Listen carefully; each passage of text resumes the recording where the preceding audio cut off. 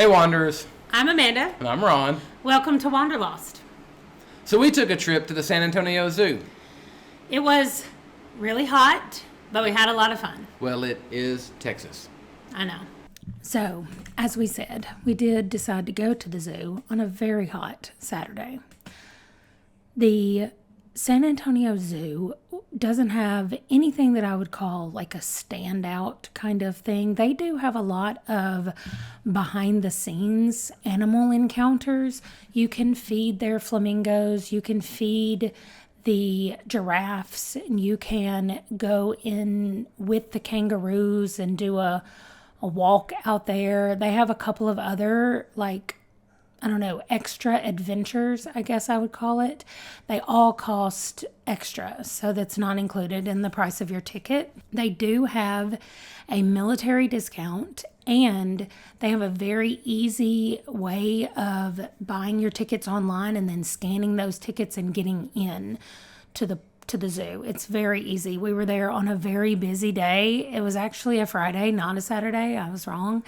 And there were a lot of school field trips, and it was still very easy for us to get in and then start exploring. We spent a lot of time in the reptile house because remember how hot it was?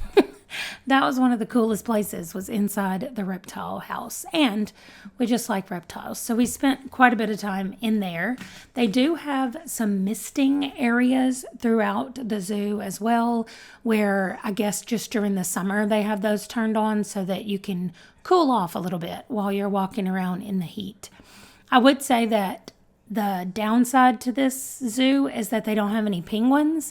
But again, I've spent this whole time talking about how hot it was, so maybe it would be too difficult for them to create a penguin habitat and keep it cool enough for year-round. I'm not sure why, but they don't have penguins at the San Antonio Zoo.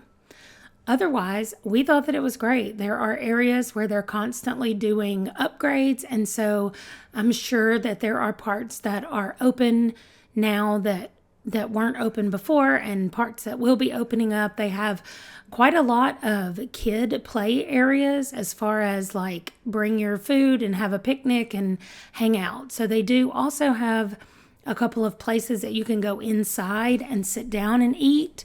We got a bucket of fries. They also had a bucket of popcorn that people were carrying around. You can, of course, get souvenir drinks and anything else that you can imagine that you would be able to purchase at a zoo. You can do that.